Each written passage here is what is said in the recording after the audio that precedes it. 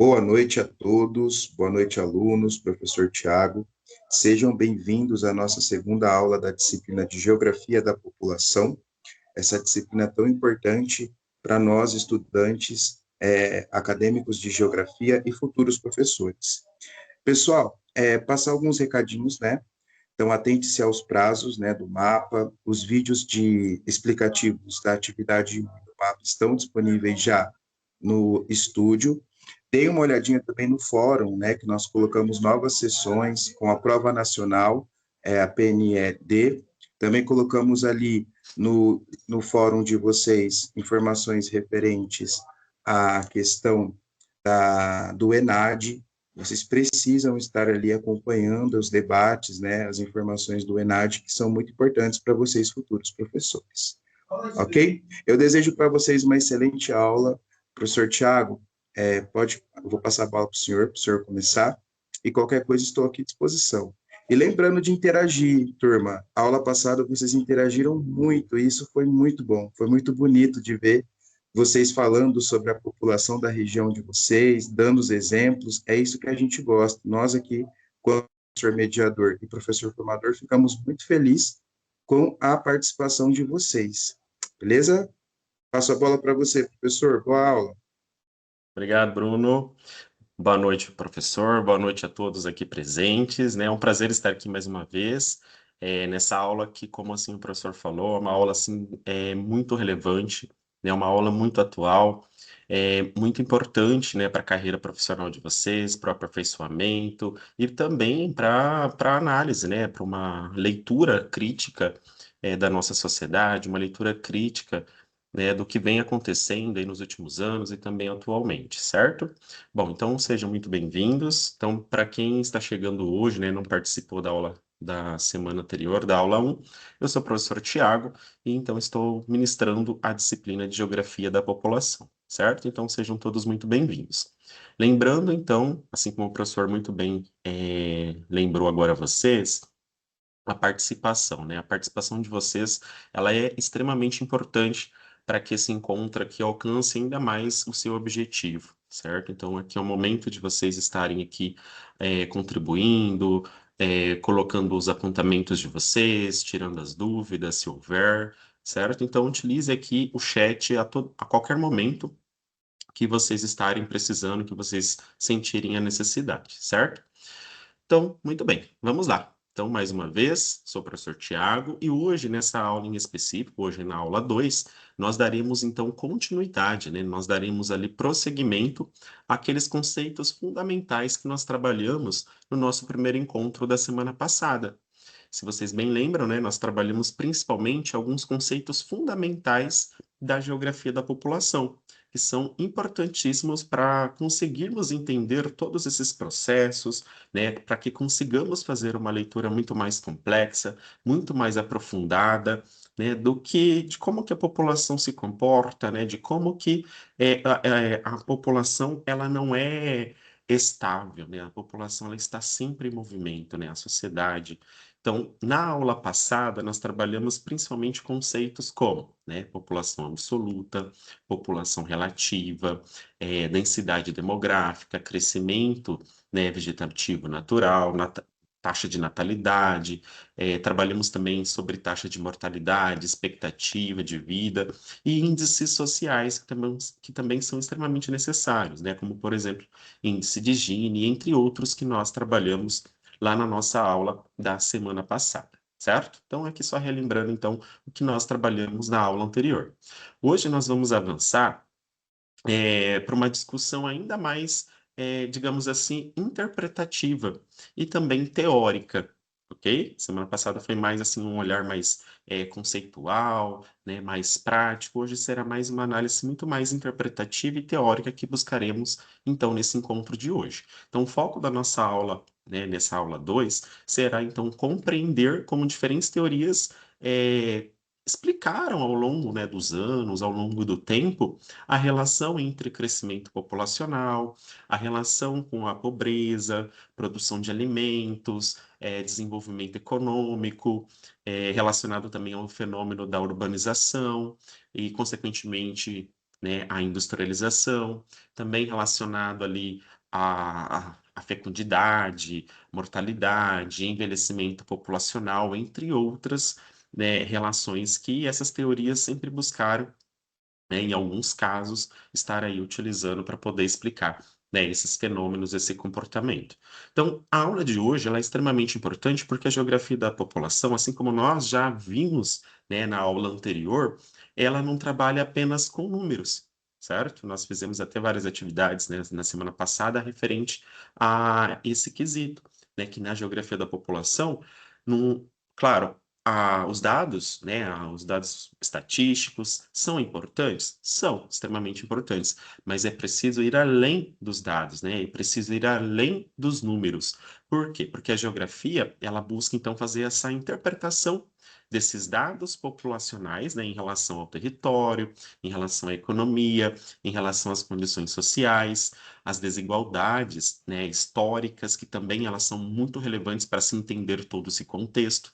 Ou seja, né, é importante, né, entendermos que quando analisamos, então, a população, nós não estamos apenas perguntando quantas pessoas, por exemplo, existem, mas também é necessário que se faça uma leitura muito mais aprofundada, né, uma leitura muito mais complexa, para que se chegue ali à realidade, né, a realidade exata do que está acontecendo naquele território, naquele país, para se entender, né, o comportamento da população, certo? Como, por exemplo, né, onde essas pessoas vivem, em quais condições, né, essas pessoas estão inseridas nesse local, por que que aquele local ali, a população, né, vem aumentando, vem crescendo? Por que que, em alguns casos, nós temos um alto ou baixo, né, caso ali de taxas migratórias, né, ou entrada ou saída? Por que que algumas envelhecem mais do que outras?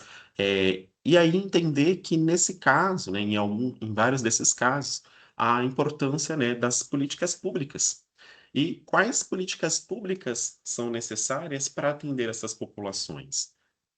Isso só conseguiremos a partir dessa leitura muito mais aprofundada, né, muito mais complexa de todas essas realidades.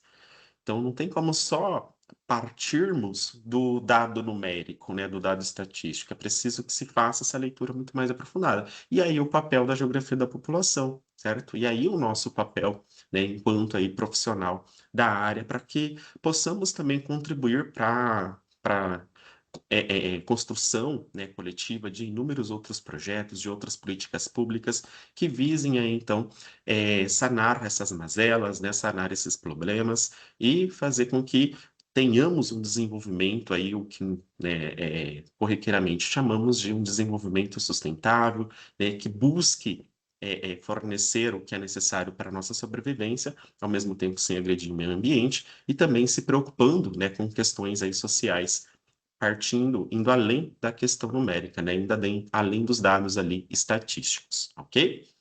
Muito bem.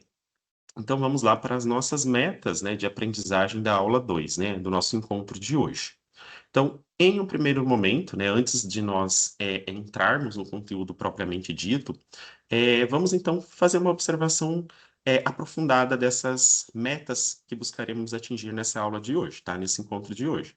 Então, até o final dessa aula, o que busca-se que vocês entendam, o que que vocês compreendam? Que as principais teorias demográficas, né, elas possuem um contexto diferente ao qual elas foram criadas, ao qual elas foram pensadas, né? Então buscaremos aí compreender, né, que essas principais teorias demográficas, cada uma possui um contexto histórico diferente. E também buscaremos diferenciar as teorias malthusianas da neomalthusiana, a reformista e também a teoria da transição demográfica, certo? Que é a mais utilizada, principalmente aí no nosso campo.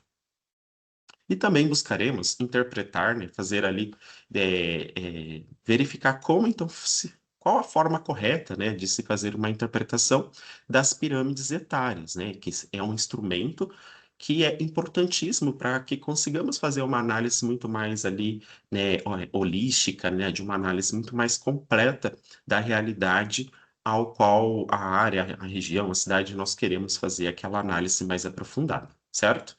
Pessoal, vocês estão conseguindo me ouvir tranquilamente? Estão me vendo? É porque a minha tela de vez em quando está dando uma congelada, mas para vocês está normal, está tudo ok aí. Qualquer coisa vocês vão me avisando aqui no chat, tá? Bom, então observem que nossa aula, a partir aqui da apresentação das metas de aprendizagem, ela está distribuída aqui em dois importantes eixos, certo? Então, aqui o primeiro eixo, ele é mais teórico. Então, nesse primeiro momento, a gente vai estudar sobre as teorias demográficas. E o segundo, ele é mais analítico, ou seja, nós iremos ali buscar aprender a utilizar, por exemplo, a pirâmide etária como um instrumento, né? Um instrumento de leitura, um instrumento de leitura da realidade populacional. Então, é a partir dessa ferramenta que buscaremos ali fazer essa leitura muito mais completa, né, mais holística de uma dada realidade populacional. Então, a ideia aqui, né, nesse primeiro momento, é que vocês não busquem apenas só memorizar, né, mas, além disso, né, que vocês consigam fazer essa comparação, né, fazer uma comparação dessas teorias, né, compreendê-las de uma forma muito mais aprofundada, buscar identificar ali seus limites, como também ali as suas diversas formas de aplicação, seus conceitos, aplicar os conceitos trabalhados também ali da aula 1 à análise de situações concretas, né? Então, esse é o importante, esse é o grande intuito, né, de nós trabalharmos, então, a utilização dessa ferramenta que é a pirâmide etária. Muito bem. Então, vamos lá. Para iniciarmos, vou colocar aqui para vocês agora, aqui no chat, um link para vocês participarem de uma problematização, certo? Deixa eu só tirar aqui a apresentação e recolher o link aqui para vocês, só um pouquinho. E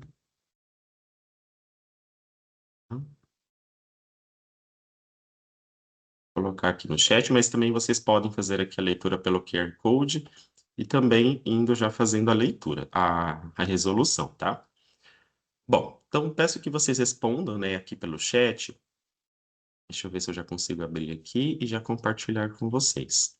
Peraí, só um pouquinho antes de eu continuar, eu acho que é mais fácil dessa forma.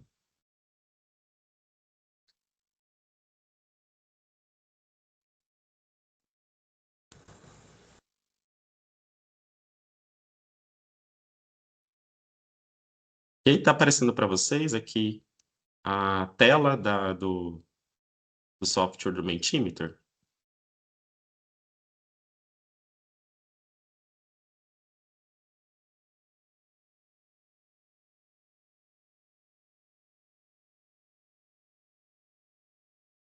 Está aparecendo para vocês? Deixa eu só ver aqui no chat, que eu não consigo verificar.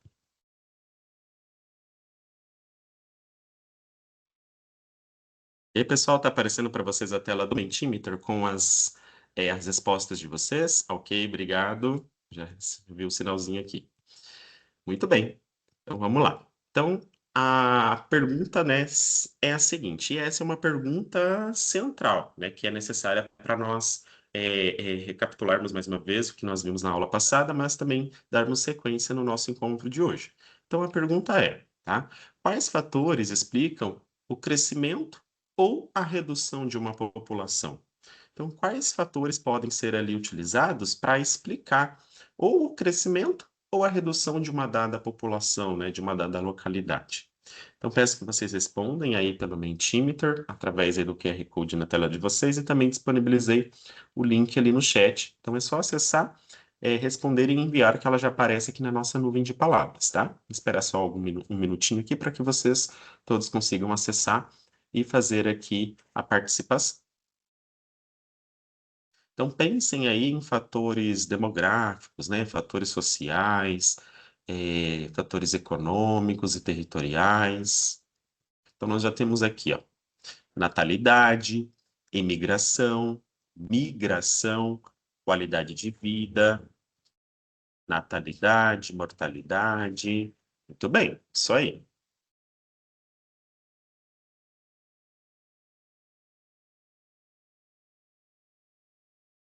Só mais um momento para que todos consigam participar.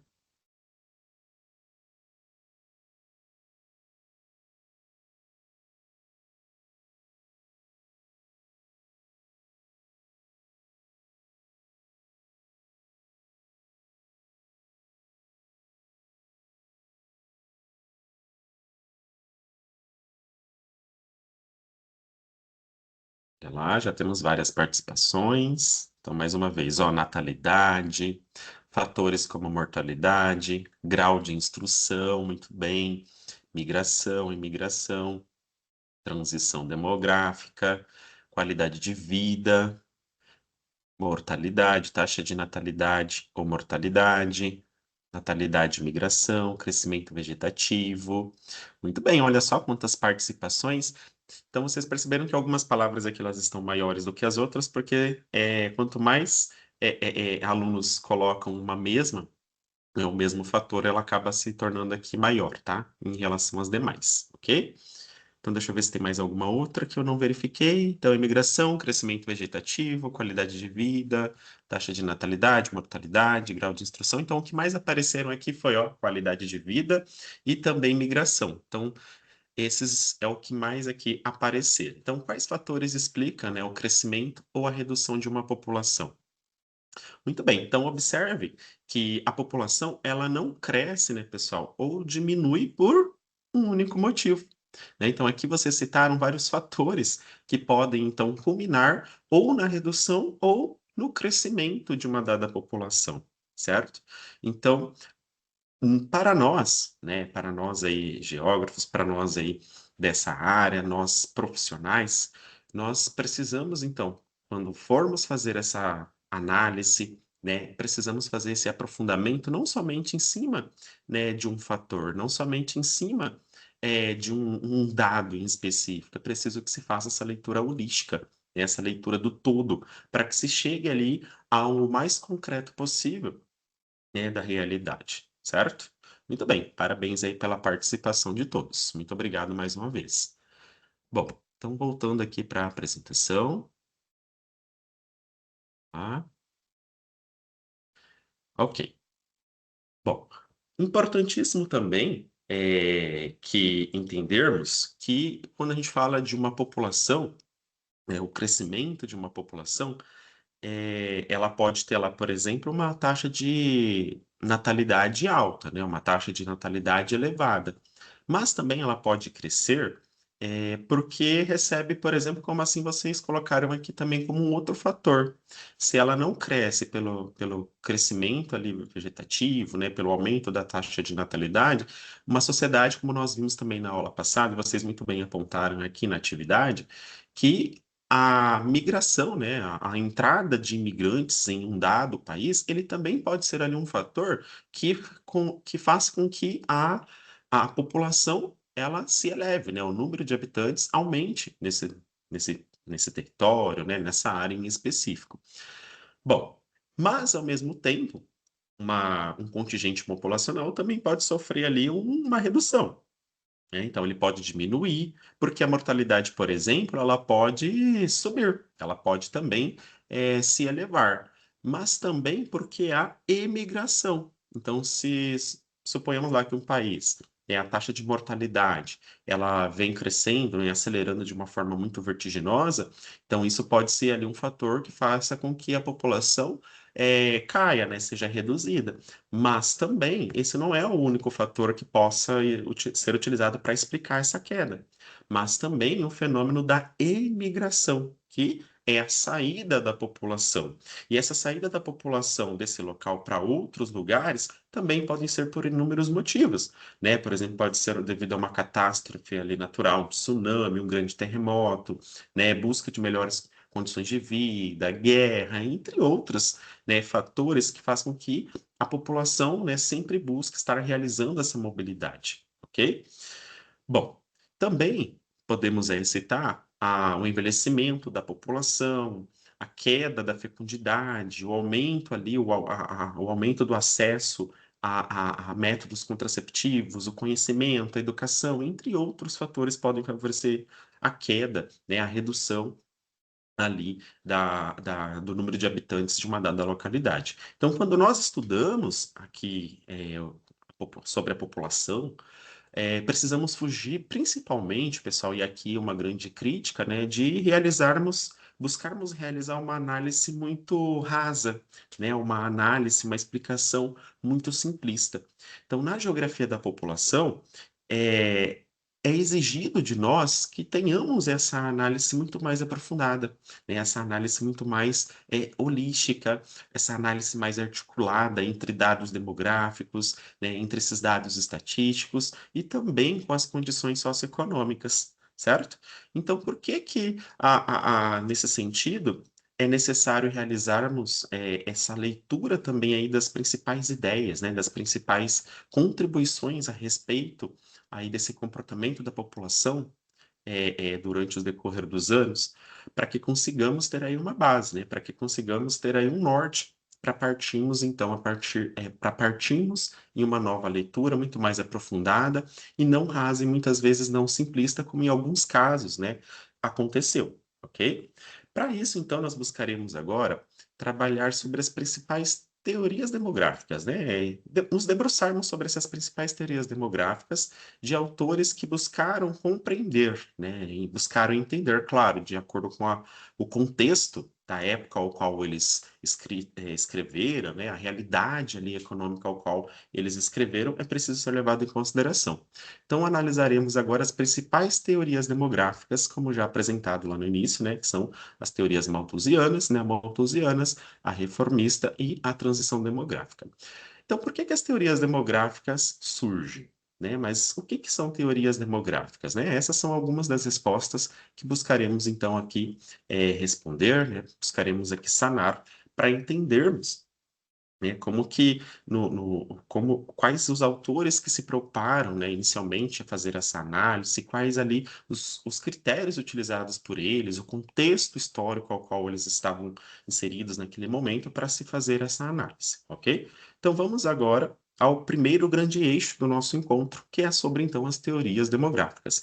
Então, o que que são as teorias demográficas, né? Por que que elas surgem? Elas surgem, pessoal, principalmente para tentar fazer o quê? Para tentar explicar essa relação entre a população, economia e também sociedade. Então, elas buscam ali responder algumas questões que são essenciais para que se consiga fazer essa leitura, né, essa análise. Por exemplo, por que que algumas populações crescem mais rapidamente do que outras?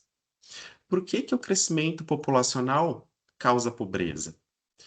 Será que a pobreza, né, favorece um maior crescimento populacional? Será que a produção de alimentos acompanha o crescimento da população? Ou ainda, será que o desenvolvimento econômico altera a natalidade? Será que o desenvolvimento econômico altera a mortalidade? E o envelhecimento populacional, será que ele é resultado de quais transformações sociais? Tá? Então, dentro aqui da geografia da população, e no caso aqui na leitura, né, dessas teorias demográficas, elas surgiram nesse contexto, para buscar então explicações, buscar respostas referente então aqui a esse comportamento, né, da sociedade, o comportamento da população, e fazer essa relação, né, entre a sociedade, a população e também as questões econômicas, certo? Então, as teorias demográficas, elas precisam por nós serem entendidas de uma forma não isolada. Então, nós temos aqui diversos tipos de relação que podem, né, e devem ser realizadas para se buscar entender essas teorias. Por exemplo, questões relacionadas ao crescimento populacional, processo relacionado à produção de alimentos, à pobreza, desenvolvimento econômico, urbanização, industrialização, fecundidade, mortalidade, envelhecimento populacional. Então, é importante entendermos aqui mais uma vez que elas são produzidas em contextos históricos específicos, certo? E quando a gente fala de contextos históricos específicos, nós estamos falando, né, de momentos marcados por principalmente preocupações relacionadas a questões econômicas, a questões sociais e também a questões políticas. E nesse sentido, cada teoria aqui, pessoal, ela interpreta a população a partir de uma determinada visão de mundo. Então, cada teoria aqui, cada autor, né, de acordo ali com a sua realidade, de acordo com o seu momento, ali, seu contexto histórico, ele busca fazer essa leitura, ele busca então fazer essa interpretação a partir da sua visão de mundo do momento. Ok? Então, quando a gente for trabalhar, quando nós formos fazer essa análise dessas teorias, é preciso pensarmos como eles pensavam lá naquele período, naquele momento, certo? Não trazendo como ponto de partida a atualidade, ok? Então, as teorias demográficas, como bem apontado, elas não surgem isoladas, né? Elas são formuladas principalmente em contextos históricos específicos, então marcados por todas essas situações, por todos esses processos. E isso, pessoal, é muito importante, porque uma teoria nunca ela é uma teoria neutra. Por que que ela não é neutra? Porque sempre nesse momento que ela está sendo formulada, que ela está sendo ali interpretada, ela busca, né, ela expressa a forma como determinado grupo, a forma como o autor em específico, ou o contexto histórico, interpreta a realidade, certo? Então, de forma alguma ela é neutra, né? De forma alguma ela pode ser vista dessa forma, né? Então, ela tem ali uma leitura, ela tem ali, ela carrega consigo ali um contexto histórico, né? Ela carrega consigo ali a visão da pessoa que está ali por trás, que está fazendo essa análise, que, né, está fazendo esse estudo, ok? Muito bem. Pessoal, até aqui, alguma dúvida? Até aqui tá tudo tranquilo? Qualquer coisa vocês vão colocando aí. Ó, deixa eu ver aqui, já tem uma participação. O Fagner colocou o seguinte, ó. Um dos exemplos, né, é o acontecido hoje na Espanha, exatamente, né? Então, principalmente os países europeus, né, os países aí considerados de primeiro mundo, né, já estão aí passando por diversas situações referentes aí a essas questões que nós vamos trabalhar também daqui a pouquinho, um pouco mais aprofundado. Muito obrigado, Fagner. Bom, quando então, pessoal? E aí é importantíssimo a gente agora fazer uma leitura ainda mais complexa sobre as teorias, né? Quando uma teoria, né, nesse sentido, ela afirma que a pobreza existe porque há população em excesso, ela está fazendo o quê? Ela está apresentando uma explicação. Mas agora, né, quando uma outra teoria afirma o seguinte, que a pobreza é o resultado da desigualdade social, da má distribuição da má distribuição da renda, né, da falta de políticas públicas. Agora sim ela está apresentando uma outra interpretação. Então, ao longo desse encontro, né, dessa aula de hoje, a gente vai buscar aqui principalmente responder a uma pergunta principal, é uma pergunta aqui norteadora. Será que o crescimento populacional é causa dos problemas sociais ou consequência das desigualdades? E aí, o que que vocês acham? Coloquem aí no chat, fazendo favor. Novamente, será que o crescimento populacional, aumento da população, né, o aumento ali vertiginoso, é a causa dos problemas sociais? Ou será que esse crescimento populacional é uma consequência das desigualdades? O que que vocês pensam sobre isso? Coloquem ali a visão de vocês ali no chat, por gentileza, os comentários de vocês.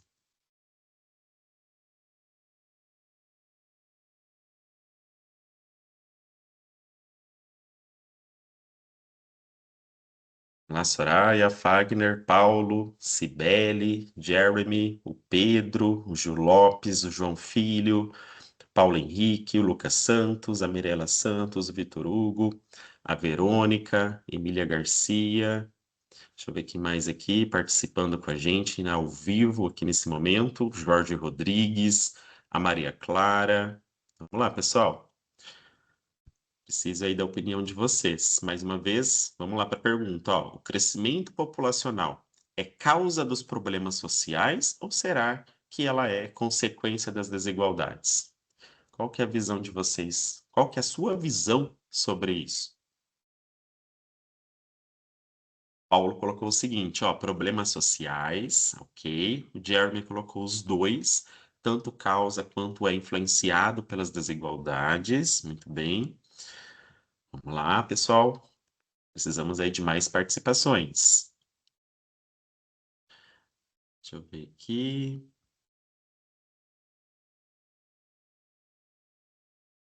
Os dois, tanto quanto isso. Ambas andam lado a lado. Os problemas sociais causam as desigualdades. Participação aqui do Lucas Santos.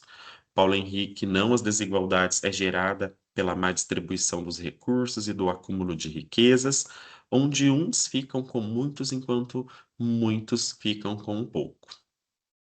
Exatamente, isso também. A Soraya, consequência das desigualdades. O Pedro Pereira, fator de pobreza e pressão por serviços, distribuição de renda. Muito bem. Deixa eu ver se eu pulei alguma coisa. Consequências da desigualdade, Gil Lopes. Perdoe se eu falei, se eu fiz aqui a entonação de forma incorreta. Deixa eu ver, tem mais mensagens aqui chegando. O Rogério colocou, sobre os acúmulos de riqueza, das desigualdades. Emília Garcia colocou problemas sociais. O João Filho, problemas sociais. A Verônica Vicente, as duas estão atrelados uns aos outros, pois vêm os fatores de desigualdade e as relações. Muito bem. Muito obrigado mais uma vez pela participação de vocês. Bom, então, quem será que está certo? Quem será que está errado? Né? Será que realmente estão atrelados? Enfim, né? Esse que é o nosso papel, né? Fazer essa análise, esse aprofundamento. Mas, enfim, o que nós buscaremos verificar, referente, então, a essas teorias demográficas, é que cada autor, né? Cada leitura realizada, cada obra, né, ali realizada, ela buscou, então, evidenciar o contexto histórico do momento, né? Ela buscou trazer ali evidências relacionadas a questões econômicas, a questões sociais, certo? Então, essa pergunta, ela é importantíssima para nortear todo o nosso trabalho e também aí para nortear todo o aporte aí teórico de vocês e o conhecimento de vocês referente a essas questões, certo? Muito bem, muito obrigado mais uma vez. Deixa eu ver se teve mais alguma participação que causa esse tipo de crescimento desigual entre ambos. Muito bem. Bom, e aí chegamos ao instrumento essencial para a leitura da população, para a leitura de uma dada sociedade, que é a pirâmide etária. Então, o que que é uma pirâmide etária, né? O que que ela busca apresentar? Então, quando a gente busca então fazer essa discussão de cada teoria, a gente precisa também compreender esse instrumento fundamental para a análise da população, que é a pirâmide etária. Então, a pirâmide etária, ela apresenta quais dados? A distribuição da população, e além dela buscar apresentar a distribuição da população, ela também apresenta essa distribuição por idade e também por sexo, certo? Então, normalmente, tá? Normalmente, não é aqui uma regra certa, que é só dessa forma, mas normalmente o lado esquerdo é representado pela população masculina e o lado direito representado pela população feminina, certo? Então, cada faixa aqui horizontal, né, cada linha dessa na tela de vocês, ela representa, no caso, um grupo de idade, certo? Então, variando ali ó, na parte da base da nossa pirâmide, de 0 até o topo 80 mais. Então, aqui refere-se à idade. E as linhas, né, as horizontais, as barras aqui na horizontal, representam ali a população dividida, então, por sexo, ok? Dentro de cada faixa etária. Bom, então, aqui nessa tela, né, tá muito bem didático para vocês entenderem como que ela pode ser dividida, né? Então, toda a pirâmide etária, ela traz uma divisão formada em aquela população que vai se encontrar ali entre a idade de 0 a 14 anos. Claro que alguns dados vão apresentar de 0 a 15 anos, mas incompletos, tá? Mas para ficar mais claro para vocês, a base ela é formada principalmente por aquela população de 0 a 14 anos. E geralmente associada ao número do quê? Ao número de crianças, né? A natalidade, a questão da fecundidade, certo? Então, a pirâmide etária ela pode ser dividida em base, corpo e topo, né? A base nós acabamos de verificar, e quando a base de uma pirâmide, né, por exemplo, ela se apresenta mais larga, né, mais cheia, né, aqui tanto para o lado direito quanto para o lado esquerdo, ela pode representar aqui para nós o quê? Ela pode trazer para nós de dados referentes ali a uma grande presença, né, de crianças, de jovens em um dado território, um dado país, em uma dada cidade, enfim. Em geral, esse formato aqui de pirâmide etária, ela está associada principalmente às altas taxas de natalidade, certo? E também ao maior crescimento vegetativo, né, um crescimento natural. Então, observando esse exemplo aqui, ó, a gente consegue perceber, né, que a população entre 0 a 4 é representada aqui, ó, praticamente em um número um pouco inferior àquela de 5 a 9, e conforme vai aumentando aqui a faixa etária, nós temos ali um comportamento diferente. Então, para cada pirâmide etária, para cada comportamento dentro de uma pirâmide etária da população, nós conseguimos fazer uma leitura diferente, certo? Isso vai variar de acordo ali de cada território, de acordo ali com cada país. Bom, então essa divisão clara aqui de uma pirâmide etária, né? A base, o corpo e o topo. Então a base ele varia ali de 0 a 14 anos, o corpo entre 15 a 64 anos, ou seja, a parte ali do corpo da pirâmide etária, ele compreende ali, ele é representado por aquela população entre ali a faixa etária dos 15 anos a 64 anos. E está associado, né, essa divisão à população adulta e à população também que nós chamamos de PEA, que é a população economicamente ativa, que é aquela população que está apta para trabalhar ou que já está trabalhando, né, que já está atuando ali no mercado de trabalho, certo? Então, essa é a população que está ali associada à população em idade ativa, certo? Então, de 15 a 64 anos. Ou seja, o grupo que pode compor a força de trabalho. Então, quando o corpo de uma pirâmide, pessoal, e aqui muito importante essa relação, essa distinção. Quando o corpo de uma pirâmide é largo, pode haver o quê? Ali nós podemos fazer uma leitura, né, nós podemos compreender que nesse caso, nesse local, nesse território, pode haver o quê? Uma maior disponibilidade de mão de obra e a possibilidade de um bônus demográfico, né, de um aumento demográfico.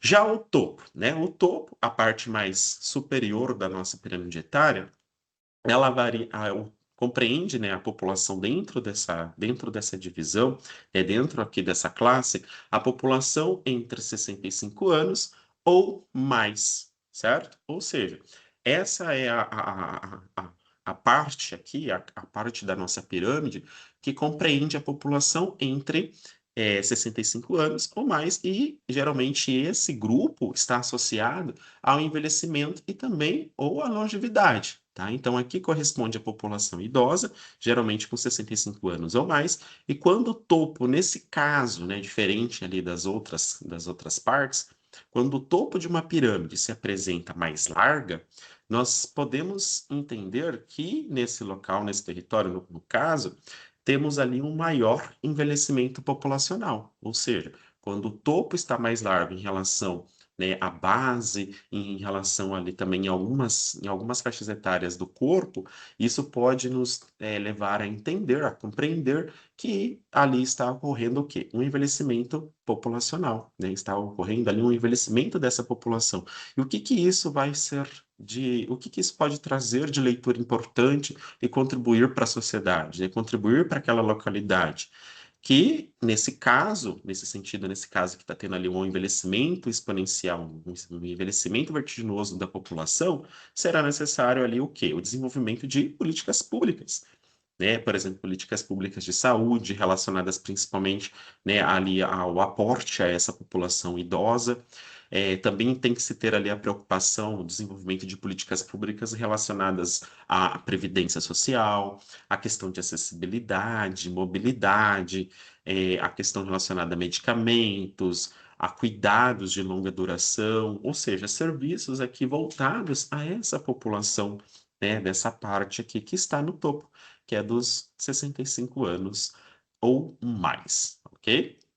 Então, aqui é importante, né, destacar que a pirâmide, ela nos permite, né, além desse horizonte aqui, desses dados, né, numéricos, esses dados aqui, né, estatístico, ela nos permite identificar aqui o quê? Diversas demandas, e essas demandas sociais. Então, uma base grande, mais uma vez, ela pode indicar o quê? Uma necessidade de se buscar ali por parte do poder público, né, por meio de políticas públicas, fazer o quê? Se uma sociedade tem ali uma grande taxa de natalidade, uma grande taxa de fecundidade, ela vai precisar ali desenvolver vários tipos de políticas públicas para esse público. como, por exemplo, a necessidade de se construir creches, de se construir escolas. Já em outro caso, quando a pirâmide apresenta um corpo maior, né, e em seu corpo ali a pirâmide ela é muito mais larga, isso pode ali nos indicar a necessidade, por exemplo, de geração de empregos, né, porque é essa parte ali do corpo aonde nós temos a população de 15 a 64 anos que está ali em idade, né, que está apto a estar ali trabalhando. Então, né, ali talvez seja necessário então que se faça o desenvolvimento dessas políticas públicas voltadas à geração de emprego.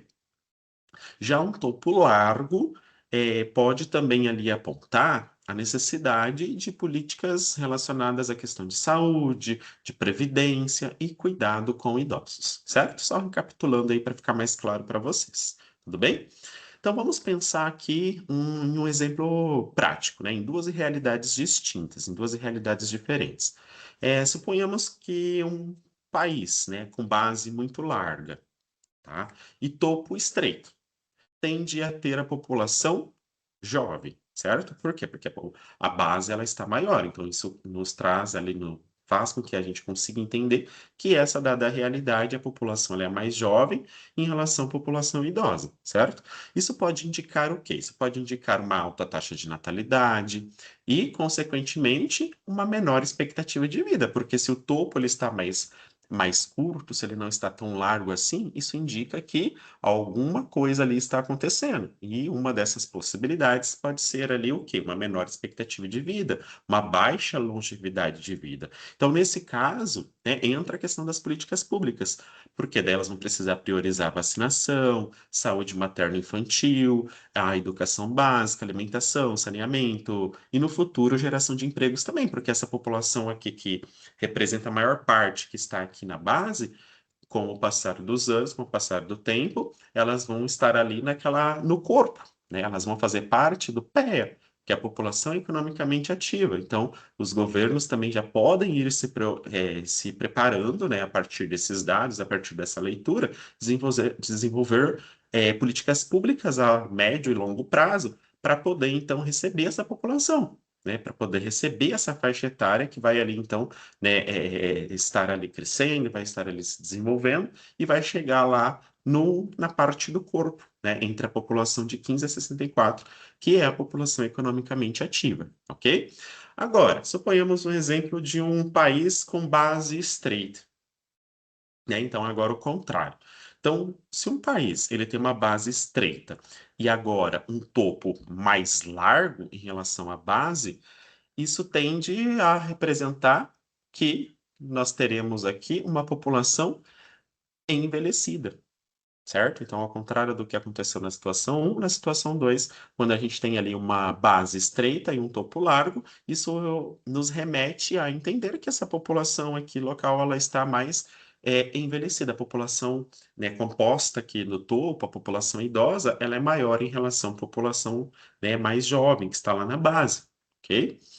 Então, quais são esses desafios, né, de um território, de um país que possui, né, a sua população englobada ali no topo como sendo a maior parte da população? Quais são os problemas que ela vai ter? Quais são os desafios, né, na verdade, não problemas, certo? Por exemplo, questões de previdência, questões de hospitais, né, medicamentos, a acessibilidade, mobilidade, cuidado com essa população idosa, a reorganização do mercado de trabalho, né? Então temos casos aí de países, e aí no caso vocês já apontaram, no caso da Espanha, né? Outros casos, Itália, que já está sofrendo com essa, com esse comportamento, né? Com o comportamento da população de seus países, né? Ou seja, eles já estão verificando, já estão ali sofrendo com o envelhecimento da população. E aí desenvolver políticas públicas para além dessa preocupação com essa população que é a maior parte, né, da sociedade deles, ou seja, buscar ali políticas públicas de incentivo à fecundidade, buscar ali incentivos às pessoas terem filhos e também, né, a abertura das suas fronteiras para recebimento de imigrantes, né, para que eles vão aos seus países, até mesmo temos países, né, a natalidade, que oferecem ali moradia, oferecem ali uma renda mínima para pessoas de outros países irem se instalar em seus países e ali contribuírem, né, trabalharem, enfim, também ajudar ali no aumento da população. Isso já é, né, notório que está acontecendo isso já são políticas públicas que já estão sendo realizadas por países aí, né, ditos, né, desenvolvidos, que já estão sofrendo com o envelhecimento de sua população, ok? Muito bem. Agora vamos ver o caso aqui desse país em específico. Deixa eu só passar aqui. Aqui nessa imagem, nós temos, né, nessa pirâmide, é, a pirâmide etária da Etiópia, né? A Etiópia, que é um país africano. E aí eu pergunto para vocês, para que a gente faça essa análise aqui da pirâmide etária da Etiópia, lá elaborada em 2017, tá? Esse país, ele tende a ser jovem, adulto ou envelhecido? Para vocês, a Etiópia tende a apresentar uma população jovem, adulta ou envelhecida? Como que vocês conseguem perceber isso a partir da leitura dessa pirâmide, né? E depois de já termos aí entendido como que se faz a leitura de uma pirâmide etária. Coloquem aí a participação de vocês. Como que a gente consegue perceber isso aí? Ó, o Paulo Henrique colocou aqui a população jovem, Paulo também jovem, mas como que a gente consegue perceber, fazendo a leitura aí dessa pirâmide etária? Que é uma situação, né, de um país em específico, né, lembrando que cada país ele vai se apresentar de uma forma completamente, né, diferente um dos outros, certo? Paulo colocou por conta do afunilamento, ok. Maria Clara jovem, Paulo Henrique, perdão. A base é bem larga, muito bem. Vamos lá, esperar mais participações. Acho que depois ali da leitura ali, da compreensão de como que se faz, né, essa leitura, essa análise de uma pirâmide etária, ficou muito mais claro para vocês como que a gente faz essa leitura, né? Como que a gente consegue fazer essa análise mais aprofundada.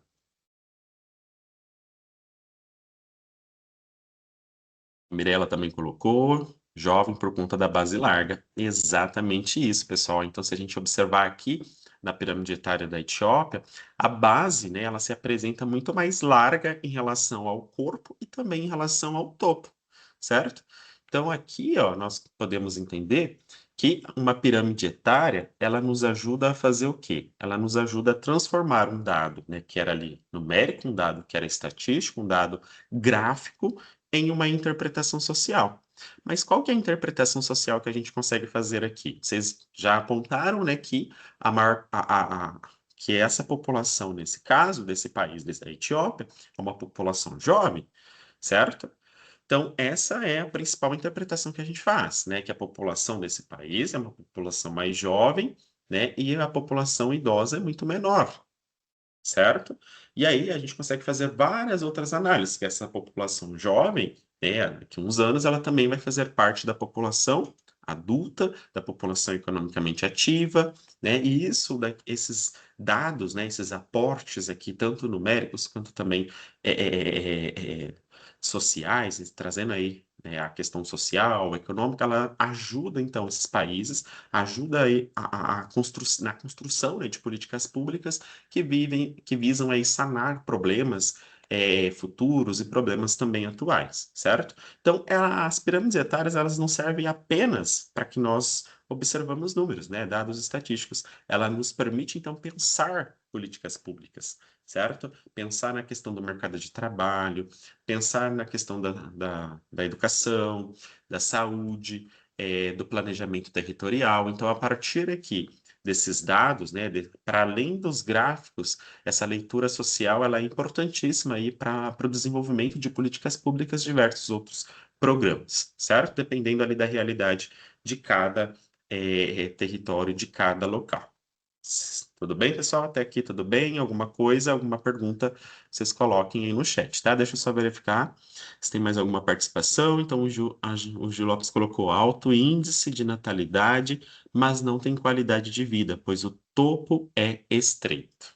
Ok, muito bem. Ótima leitura, Gil. Continuando, então, pessoal.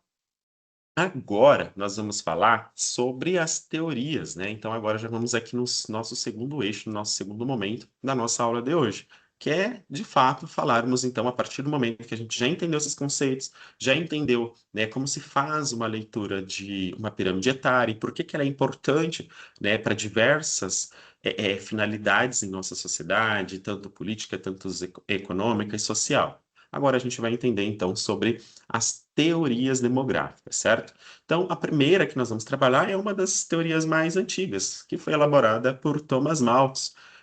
Thomas Malthus, que foi um economista, né, um demógrafo britânico, e além disso, ele também foi pastor, né, participou da igreja anglicana, fez voto de castidade, então toda essa questão, né, pessoal ali dele acabou influenciando, né, do desenvolvimento nessa leitura que ele fez do momento histórico ao qual ele pertencia, construindo então, né, essa análise do comportamento, né, da época ao qual ele pertenceu, certo? Da época ao qual, né, da qual ele viveu. Então, o que que a teoria malthusiana traz aí de compreensão referente a esse comportamento, ao aumento da população, né, de acordo com a realidade ao qual ele realizou? Então, vamos lá. Então, Thomas Robert Malthus, assim, né, o nome dele, foi um grande economista, foi um grande demógrafo, enfim. Sua teoria, ela ficou muito conhecida, pessoal, por quê? Por que que a teoria dele ficou tão assim famosa, né? Foi utilizada por diversos outros autores, em diversos países, né? Em diversas academias, enfim.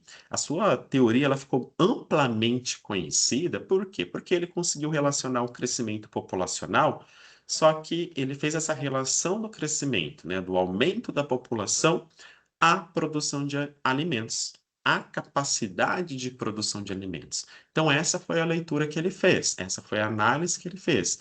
Ele comparou o aumento populacional com a capacidade de produção, né, da capacidade dos seres humanos conseguirem gerar, produzir alimentos. Bom, uma das grandes obras, né, elaboradas por Robert Malthus foi um ensaio, né, foi o seu livro, né, sobre o princípio, ensaio sobre o princípio da população. E é nesse livro, né, principalmente nesse livro, que ele então vai trazer à tona aí essa questão, né, do aumento populacional a estar ali relacionado também à capacidade de se conseguir produzir alimentos. Mas o que que ele falava sobre isso? Né? Qual que era a sua visão sobre isso? Né? Antes disso, a gente precisa entender, né, que nós estamos falando de um período em que várias transformações sociais, várias transformações econômicas e políticas estavam acontecendo, né, principalmente na Europa, né, aqui a gente está falando, né, de um britânico.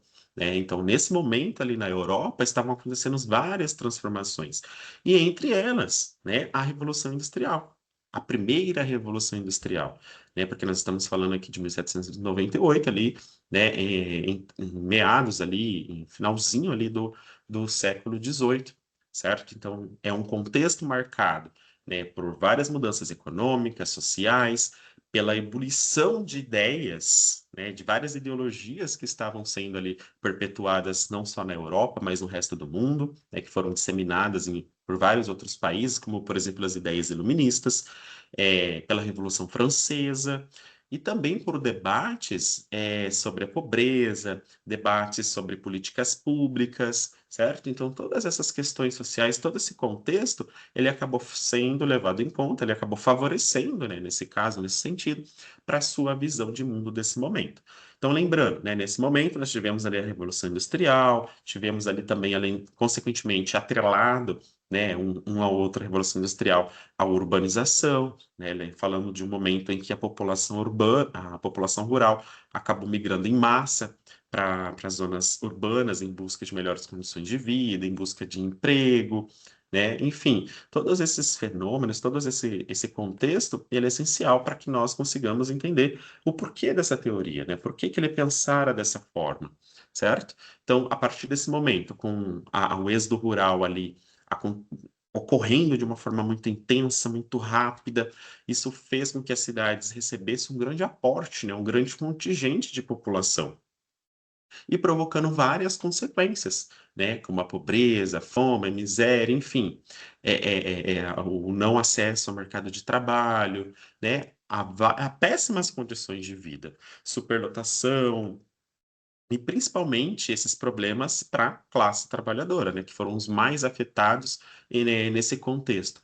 Lá na Revolução Francesa, nós temos aí, no caso, além da Revolução Francesa também, o Iluminismo, né, se disseminando na Europa, né, e as consequências da Revolução Francesa também, principalmente relacionadas a questões de liberdade, né, fraternidade, enfim, igualdade. Então, esse período, né, ali em meados, né, do século XVIII, ali para o final do século XVIII, né, esse período ali foi um período muito agitado, né, de muita efervescência, com vários tipos de pensamentos ali por parte dos intelectuais diferentes. Malthus, então, conseguiu nesse contexto, foi nesse contexto que ele, então, vai escrever, né, a sua teoria em resposta principalmente a diversos intelectuais iluministas, diversos intelectuais otimistas, né, como William Godwin, como o Marquês de Condorcet, e esses, né, acreditavam na que a humanidade, né, na construção ideal de uma sociedade ideal, mas Thomas Malthus, ele trouxe essa ideia, ele trouxe ali a sua leitura para então derrubar esse pensamento otimista, né, e vindo aí com esse pensamento mais pessimista, né, sobre o aumento da humanidade, que poderia gerar aí sérias consequências, que a humanidade não conseguiria, né, manter um equilíbrio na produção de alimentos para se autossustentar, certo? Também aqui havia um grande debate, principalmente na Inglaterra, né, sobre a eficácia, sobre a sustentabilidade, né, relacionada aí a auxílios, né, programas governamentais aos mais vulneráveis, né? Então, a crítica, principalmente, é relacionada a esses auxílios que poderia, de certa forma, agravar ainda mais a miséria, as pessoas a terem mais filhos, né? E para muitos desses, né, pessimistas, esses auxílios governamentais seria uma forma ali de agravar, ao invés de solucionar.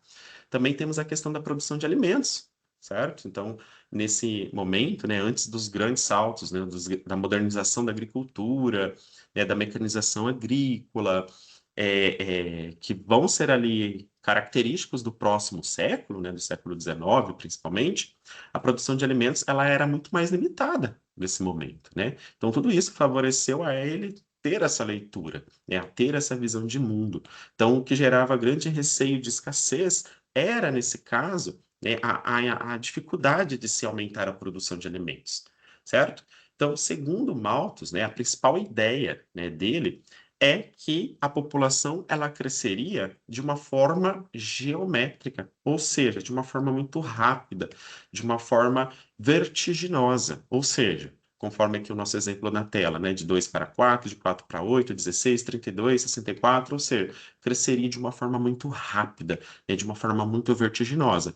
Enquanto, né, a produção de alimentos cresceria em um ritmo ali muito mais lento, né, ao que ele chamara de progressão aritmética, né, de 2 para 4, 6, 8, 10, 12, ou seja, a produção de alimentos, segundo ele, não seria, né, a suficiente para poder, então, abarcar ali, ser o ideal para conseguir ser o suficiente para essa população que estava aumentando de forma muito vertiginosa.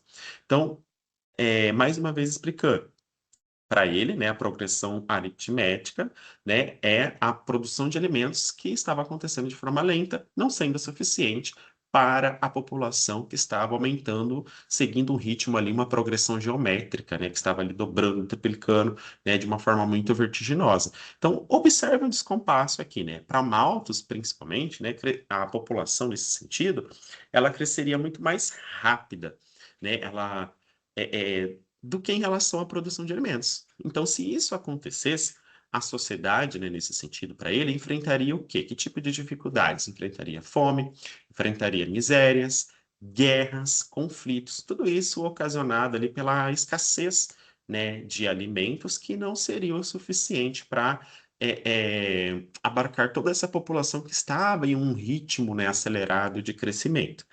Então, para Malthus, o crescimento populacional, pessoal, excessivo, seria, então, a causa dessa pobreza. Então, ele acreditava, né, é, de forma muito intensa, né, que a população ela crescia em ritmo muito mais acelerado do que a capacidade de produção de alimentos.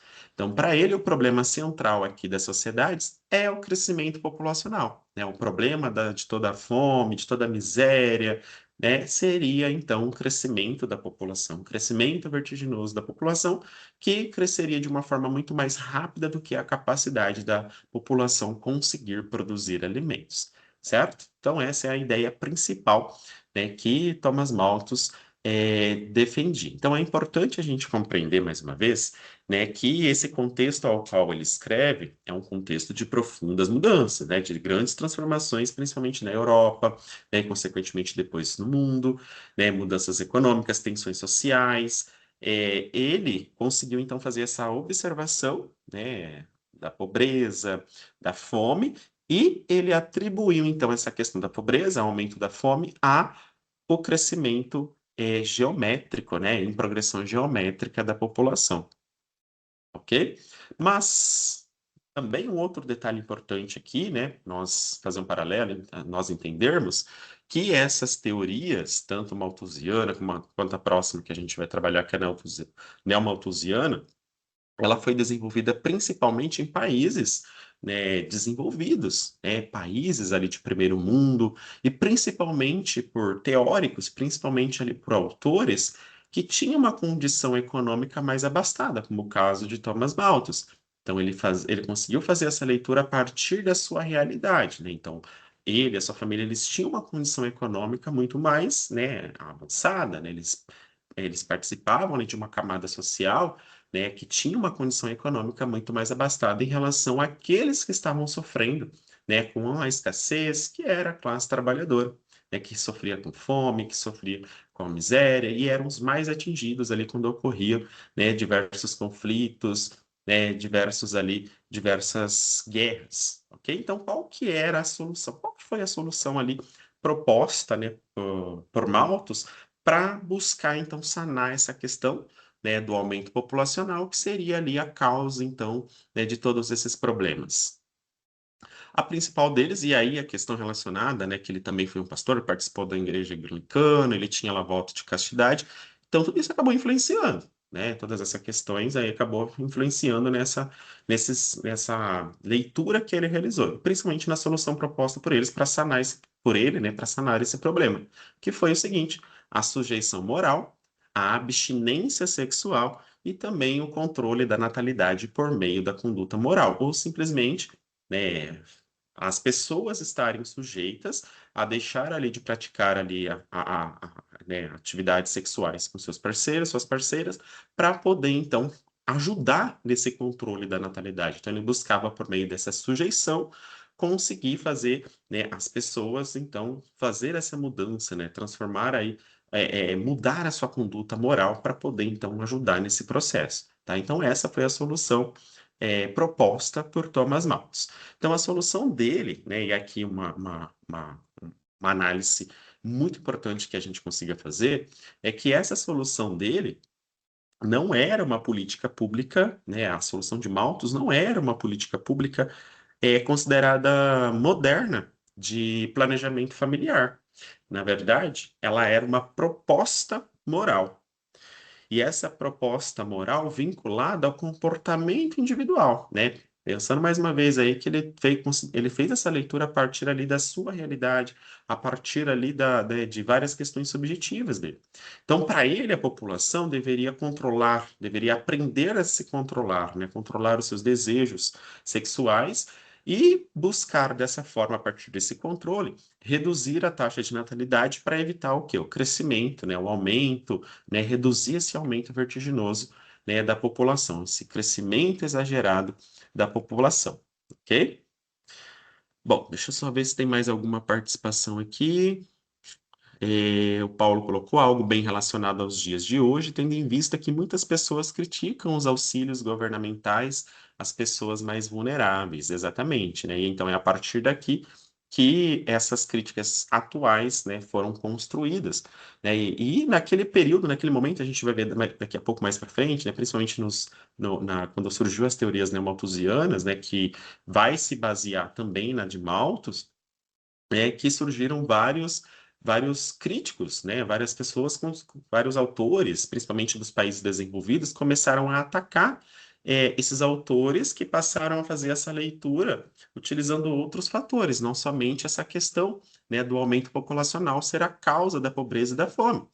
Então, muitos acabaram relacionando, e aí também devido ao contexto, né, econômico da época e social, as teorias marxistas, né, a fazer esse ataque, atacando os autores que defendiam essa ideia, né, de que não era o crescimento populacional responsável pela pobreza, eles eram comunistas, por exemplo, e isso acabou então sendo perpetuado até os dias de hoje, e ainda continua, né? Rogério, você quer fazer uma pergunta? Você consegue colocar aqui no chat?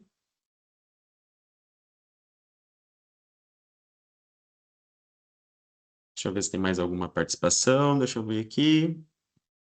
Alto índice de natalidade, mas não tem qualidade de vida. Isso daqui é da pergunta anterior.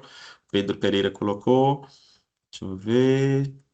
Malthus, ele acreditava que a população vai aumentar, ou seja, haverá superpopulação na época, na população mundial no século XVIII era de 600 milhões, quase 1 bilhão, e hoje atual 8,3, exatamente, né? E hoje a gente percebe que não é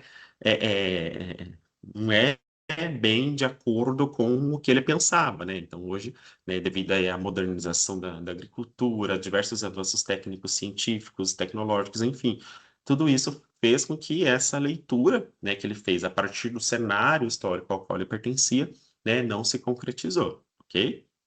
Muito boa a leitura tua aqui, parabéns. Rogério, se você conseguir fazer aqui, tá melhor ainda no chat, e aí eu vou acompanhando e respondendo aqui junto com vocês, certo? Muito bem. Então, continuando. Então, qual que é a grande crítica atual, né? E aí, aí já vai de acordo com a participação aqui do Pedro, né? Acho que foi o Pedro que colocou. Deixa eu ver. Isso mesmo, Pedro Pereira colocou, ó. Então, qual que é a grande crítica atual dessa teoria, né, de Robert Malthus? Né? A grande crítica aqui atual é que a teoria ela acabou se tornando, né, com o tempo limitada. Por quê? Porque durante a construção aqui dessa teoria do pensamento de Malthus, ele não considerou adequadamente, por exemplo, a capacidade humana de conseguir transformar, de se modernizar, né, de se adaptar. Por exemplo, a modernização agrícola, o avanço tecnológico, a mecanização do campo, o melhoramento genético de sementes, por exemplo, o uso de fertilizantes, o transporte, comércio internacional e a globalização, né, eles ampliaram muito mais a produção de alimentos.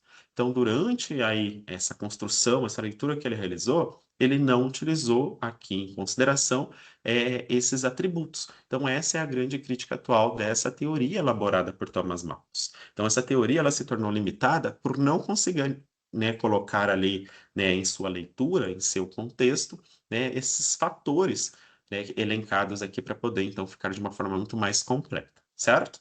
Então, qual que é a grande, né, pergunta disso tudo? Qual que é o grande emblema disso tudo? Será que o mundo produz poucos alimentos ou distribui mal os alimentos que produz?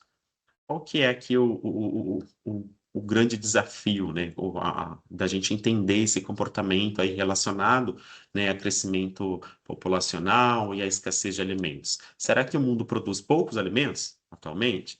Mediante a todos esses atributos aqui, que é uma as críticas, né, referente aí à sua visão de mundo da época, à sua teoria, será que o mundo produz realmente poucos alimentos? Ou será que é porque o mundo distribui, né, esses alimentos é, de uma forma insuficiente, né? Distribui mal esses alimentos que ele mesmo produz? O que que vocês acham? Deixa eu ver aqui. Isso, ó, o Paulo colocou, distribui mal. O Jeremy colocou a dificuldade principal no Brasil é o transporte, principalmente relacionado, né, aí realmente, né, nossa capacidade aí de transporte de alimentos também acaba afetando, muitos alimentos acabam sendo perdidos em seus transportes, principalmente no rodoviário. A Soraya colocou distribui mal os alimentos que produz, o Cleide também colocou distribui mal, exatamente, né? Então, hoje, devido a todos esses aportes, né, que nós tivemos aí de melhoria, que favoreceram o aumento, né, da produção de alimentos em escala mundial, nós temos aí esse detalhe, né, a má distribuição de alimentos. Então, essa má distribuição de alimentos é que acaba, então, contribuindo, né, para todas essas mazelas, né, todas essas dificuldades que a gente vem acompanhando, né, nos últimos anos, né, aí guerras, né, barreiras comerciais, né, e aí a gente vem evidenciando nos últimos dias que, né, esses casos aí acontecendo, aumentando, questão de desperdício, relações desiguais de poder. Então, para Malthus, né, foi importante historicamente, tá, a elaboração dessa teoria, mas a sua teoria hoje, né, trazendo para a nossa realidade, ela precisa ser analisada de uma forma crítica, como você já muito bem aqui elencaram, tá? Então, deixa eu só ver aqui antes de continuar. O Paulo colocou: o mundo produz muito alimento, porém é mal distribuído e às vezes inacessível para algumas pessoas, né? E aí a questão relacionada, né, à má distribuição de renda também. Então, vale lembrar que o mundo enfrenta a realidade de desperdício de alimentos, enquanto muitos passam fome, exatamente. Ótima leitura. A Mirella colocou má distribuição de alimentos. Então, obrigado a todos mais uma vez pela participação. Ok? Então, continuando, agora a gente vai falar de uma outra teoria que, então, agora vai surgir em um outro contexto, mas que buscou ali se basear, buscou ali se pautar na teoria de Malthus, tá? Então, o que que significa neomalthusiana, né? Neo significa novo, ou seja, portanto, essa teoria, né, o neomalthusianismo, como os autores que utilizam, né, esse pensamento, essa ideologia, eles buscam, então, retomar algumas preocupações que foram ali elencados, né, e abordados por Robert Malthus, mas em um outro contexto histórico, o período posterior à Segunda Guerra Mundial. Ou seja, a gente está falando aqui de uma teoria que ela foi, então, elaborada, construída e realizada no contexto pós-Segunda Guerra Mundial, pós-1945, certo? Então, esse período, pessoal, foi marcado ali por diversos fenômenos, né? Crescimento populacional acelerado, vários países pobres, né? Em vários países pobres, eles sofreram, né, com esse aumento, né, esse grande aporte ali populacional sendo recebido, mas sem ter um planejamento, né, sem estar preparado para receber toda essa população.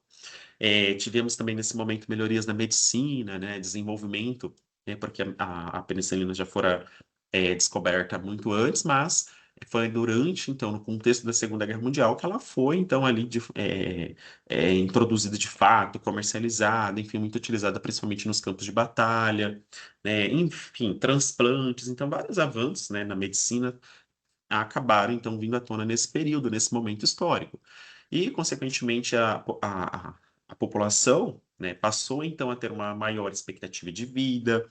é, e, nesse momento também, agora, também temos uma outra preocupação para além do social, para além do econômico, que é a preocupação com os recursos naturais, tá? E principalmente, né, quem que vai ser ali mais afetado por esse crescimento populacional os países mais pobres, né? Os países que, né, eram conhecidos então nesse sentido como os países de terceiro mundo, tá? Então é importante a gente compreender aqui nesse sentido que a teoria neomalthusiana ela surge no período pós-Segunda Guerra Mundial em um contexto de crescimento, né, acelerado populacional, acelerado em países pobres, de preocupação com recursos naturais, com preocupação, né, com alimentos, desenvolvimento econômico, impactos ambientais, entre outros, tá? Então é nesse contexto histórico que essa teoria neomalthusiana vai então surgir. Então, para os neomalthusianos, pessoal, o elevado crescimento populacional, né, o aumento exponencial dessa população, principalmente dos países subdesenvolvidos, ele vai ter ali a capacidade de dificultar o desenvolvimento econômico, né, dificultar o desenvolvimento econômico e, além disso, pressionar o uso dos recursos naturais. Então, aqui, mais uma vez, ó, esse olhar, essa teoria passa a criticar quem? os países mais pobres, né, os países menos abastados, como sendo ali os grandes ali responsáveis por extrair e utilizar e acabar ali com os recursos naturais, que poderiam, de certa forma, prejudicar o padrão de vida deles, né, dos países, né, ditos como desenvolvidos. Então, a lógica era a seguinte, né? Quanto maior a população, maior seria o quê? A sua demanda por alimentos, sua demanda por moradia, a sua demanda por uso de energia, uso de água, consumo de água, necessidade de empregos, necessidade de construção de escolas, hospitais, de se ter uma boa infraestrutura. Então, o crescimento populacional para os neomalthusianos seria visto aqui, no caso, como um obstáculo, como um empecilho ao desenvolvimento econômico. Tá? Então, essa era a grande preocupação dos neomalthusianos. Então, aqui nesse sentido, né, os neomalthusianos, eles retomam aquela preocupação inicial de Malthus, mas agora em um outro contexto, e a preocupação agora não é apenas com, então, os alimentos, mas também agora entra a questão dos recursos naturais, o desenvolvimento econômico e também os impactos ambientais, tá? Então, vamos imaginar agora, nesse sentido, um país que está sofrendo ali um rápido, né, que está passando por um rápido crescimento populacional, mas com baixa capacidade de investimento público. Né? Então, ó, vamos colocar essa situação aqui, vamos fazer essa análise, né? Suponhamos que um país ali está tendo ali um grande crescimento populacional, mas ele não tem uma alta capacidade de investir, né, em políticas públicas, em infraestrutura, em diversos aspectos. Então, a cada ano, né, nasce, por exemplo, nesse país em específico, nesse caso, um grande número de crianças. Isso vai exigir o que dele, né, desse país? Mais escolas, mais professores, mais postos de saúde, mais vacinação, mais saneamento e mais emprego no futuro, porque essa população mais jovem, ela vai crescer, né, ela vai se desenvolver e vai precisar lá no futuro, ela vai fazer parte do PEA, né, que é a população economicamente ativa. Então, para os neomalthusianistas, né, o problema estaria no quê? No excesso de crescimento populacional. Por isso, eles defendiam políticas de controle populacional. Então, agora, nesse sentido, né, a diferença da solução encontrada por Malthus era a utilização ali da moralidade, né, que as pessoas entendessem que não que para reduzir os problemas precisaria não estar relacionando, né, sexualmente. Já que os neomalthusianistas, ele aqui defendem a introdução de políticas de controle populacional, né, de métodos contraceptivos, de levar o conhecimento às pessoas, enfim, entre outros, certo? Bom, então qual que é a solução defendida aqui por eles? A solução defendida é o controle populacional, né, o planejamento familiar, o uso de métodos contraceptivos, certo? A grande crítica nesse sentido, né, aqui no caso, né, essa teoria ela passou a ser muito criticada, porque, mais uma vez, ela é uma outra teoria que busca culpabilizar os países mais pobres, né, os países menos desenvolvidos, por vários problemas, né, como, por exemplo, a pobreza, a miséria, né, que tinha então aí na origem, né, que tinham aí origem na desigualdade econômica mundial, certo? Então aqui nós, né, vimos essa outra roupagem, né, do que o Malthus desenvolveu lá atrás, né, em uma realidade totalmente diferente, trazendo aí outros fatores para essa leitura referente aí a essa teoria demográfica, certo? Então, olha só, é importante a gente entender aqui, principalmente é uma questão conceitual, tá? Antes da gente avançar.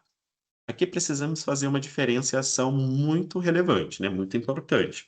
Que planejamento familiar, pessoal, ele pode ser entendido como um direito social, né? No Brasil tem uma lei que garante isso, né? E deve estar ligado ao acesso à informação, deve estar ligado ao acesso à saúde, né? À autonomia das pessoas e à escolha reprodutiva dessas pessoas. Mas controle populacional, quando imposto, né, no sentido de cima para baixo, aí pode se tornar um problema, um grande problema, porque pode ser relacionado ali a uma prática de cunho autoritário, especialmente quando direcionado, né, à população que mais sofre com isso, né, que é a população mais pobre, a população menos abastada, tá? Então, planejamento familiar é um direito social, mas controle populacional pode ser ali, então, visto como uma medida autoritária, e nem sempre é a solução, certo? E aí, eis a questão: controlar a natalidade, será que consegue resolver a pobreza sozinho? Será que só controlar, né, o número de nascimentos consegue resolver a questão da pobreza no mundo? Eis uma grande questão aí de ser analisada, de ser refletida, ok? O Paulo colocou aqui o seguinte, ó, os Estados Unidos, por exemplo, têm os desertos alimentares, onde a população não tem acesso a alimentos in natura, apenas produtos industrializados e fast foods. Apesar que o país produz muito alimento, a sua própria população não tem acesso a esses alimentos. Por isso, há muitos casos de obesidade, desnutrição e até fome nos Estados Unidos. E realmente, né, muitas pessoas elas têm uma leitura muitas vezes muito relacionada aos filmes, né, relacionada aí a alguns à mídia em geral, mas não tem a leitura do que realmente acontece, por exemplo, nos Estados Unidos, né, que tem pobreza, que tem várias mazelas sociais, que sofre com questão, né, de narcotráfico, enfim, diversos problemas, né, acontecem lá também, não somente, né, nos países subdesenvolvidos, certo? Ótima leitura também, Paulo, obrigado, tá? A Verônica colocou não e apenas a questão da natalidade, mas sim a má distribuição de renda. Muito bem, Verônica, ótima leitura também. Muito bem. Aqui nesse vídeo, pessoal, ele vai falar sobre um dos países, né, que já sofreu muito tempo e ainda também acaba, ainda até hoje, tendo esse problema, que é o controle populacional na Índia, né? A Índia que vem aí sofrendo com essa questão, né, do aumento populacional vertiginoso, né? E aí já temos alguns, né, autores que buscam aí entender que, né, apontam que logo logo a Índia vai acabar ultrapassando, né? A Índia já está aí, né, ultrapassando. E aí falamos nesse vídeo, ele aponta, ele traz aí a realidade, ele traz aí algumas mazelas sociais referente a esse controle. Quem acaba mais sofrendo, né, com essa questão do controle populacional, né, lá na Índia, certo? Então, convido vocês aqui a acompanhar esse vídeo. Se qualquer coisa não aparecer para vocês, né, vocês não conseguirem escutar, vocês me avisem, tá? Vou deixar até o microfone ligado, porque da última vez que eu coloquei um vídeo ele não funcionou, então, mas eu acho que é devido porque o microfone estava desligado, tá? Mas qualquer coisa, vocês coloquem aqui para mim. Um vídeo bem curto, mas muito essencial e muito importante para o que nós estamos discutindo nesse momento, tá? Então, vamos lá. Vamos ver se ele vai abrir aqui.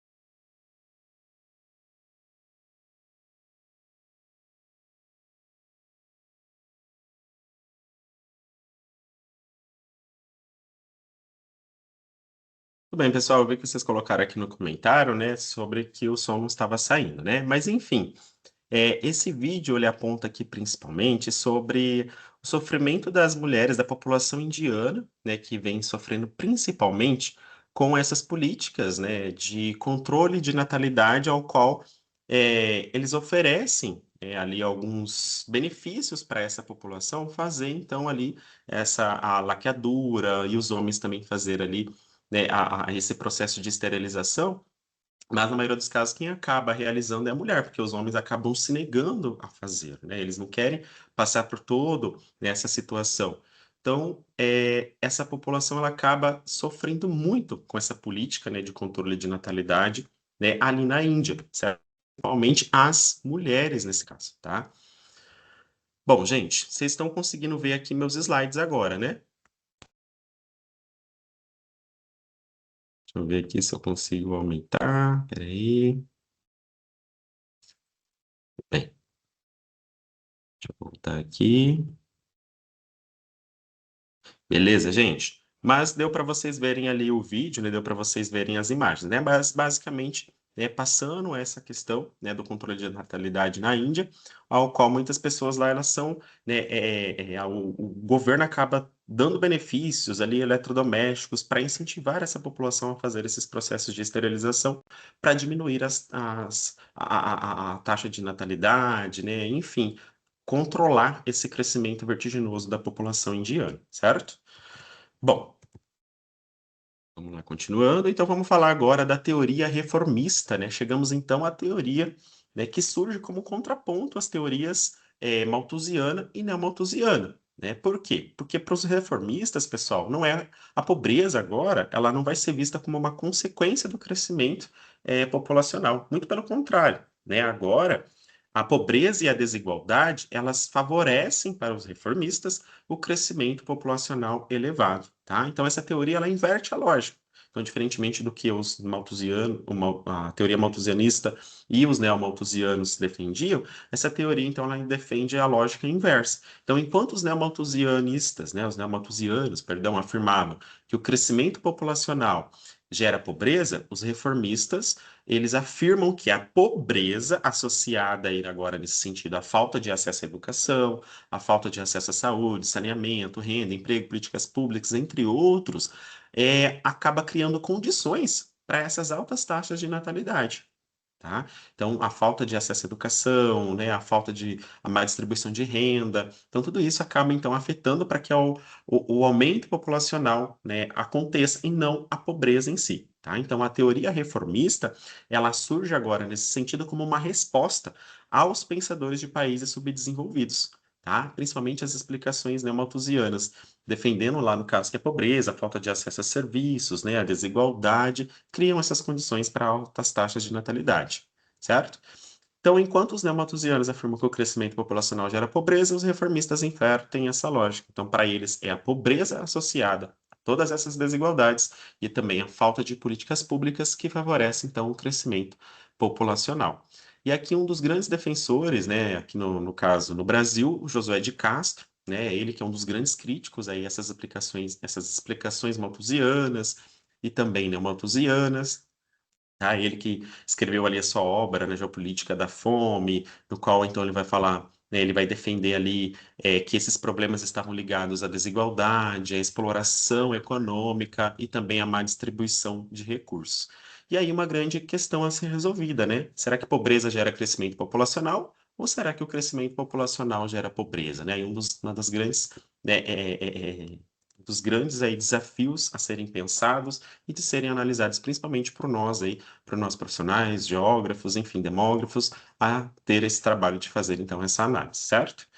Bom, então, a partir da perspectiva reformista, né, nós devemos considerar, né, pessoal, que altas taxas de natalidade, né, nesse caso, elas não podem ser explicadas apenas por decisões individuais, né? Elas estão relacionadas ali a condições estruturais, né? A infraestrutura, saneamento, acesso à informação, desigualdade de gênero, políticas públicas e diversos outros fatores, certo? E agora vamos à última, né, teoria, que é a teoria da transição demográfica, né, que é a que mais utilizada, né, atualmente. Essa teoria, ela então busca então agora, né, fazer uma relação ao crescimento populacional com a industrialização, urbanização, acesso a serviços, queda da mortalidade, redução da natalidade, certo?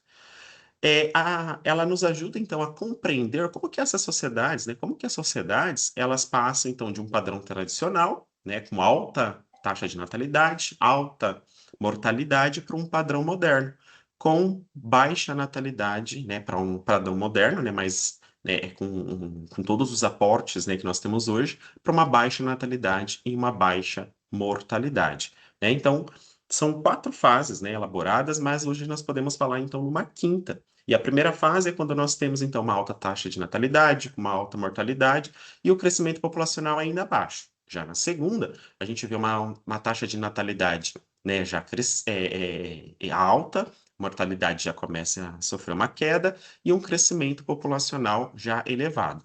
Já na terceira fase, a gente tem aqui o quê? A natalidade, mortalidade baixa e o crescimento ali tendendo a uma estabilização, tá? Então, na quarta fase que a gente vê ali, então, uma estabilidade acontecendo. E numa quinta fase ocorre, então, ali o quê? A natalidade se torna muito baixa, ou seja, o número de médios de filhos começa a diminuir e a população, né, começa então a envelhecer, podendo então aqui nesse sentido ter um crescimento vegetativo negativo, certo? Muito bem, então qual que é a relação com a pirâmide etária, né? Então cada fase produz uma pirâmide etária diferente, tá? Então, ó, base larga indica a população jovem, topo estreito, expectativa de vida, né, baixa. Corpo largo indica bônus demográfico, PEA, né, muita população ali em idade apta a trabalhar. Topo largo, né, indica o quê? Envelhecimento da população. Exemplos atuais, né, nós temos casos aí do Japão, Itália, Alemanha, né, que já vem sofrendo aí com a questão do envelhecimento populacional, entre outros países, baixa fecundidade, né, muitos países africanos, por exemplo, ainda apresentam pirâmides com base larga, e isso acaba indicando para nós o quê? Né? Que a população jovem e um crescimento, né, maior aí do natural da população, certo? Então, observando a pirâmide aqui ao lado, né, rapidamente aqui, em qual fase será, pessoal, né, de transição demográfica, esse país aqui em específico, né, aqui no caso a China, pode estar? Será que a população aqui é jovem, adulta ou envelhecida? E quais políticas públicas seriam necessárias aqui, né, nesse sentido, para esse país em específico? O que vocês acreditam? Rapidamente aqui para a gente finalizar.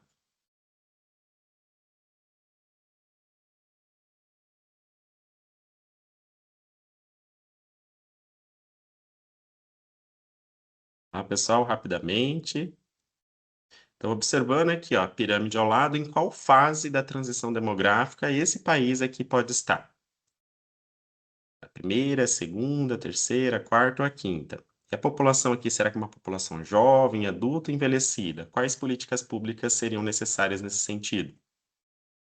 Paulo colocou adulta. Por que será que a gente chega a essa conclusão? Olha a base, né? Como que tá? Uma base ela está mais larga? Ou será que o corpo está mais largo ou o topo está mais largo?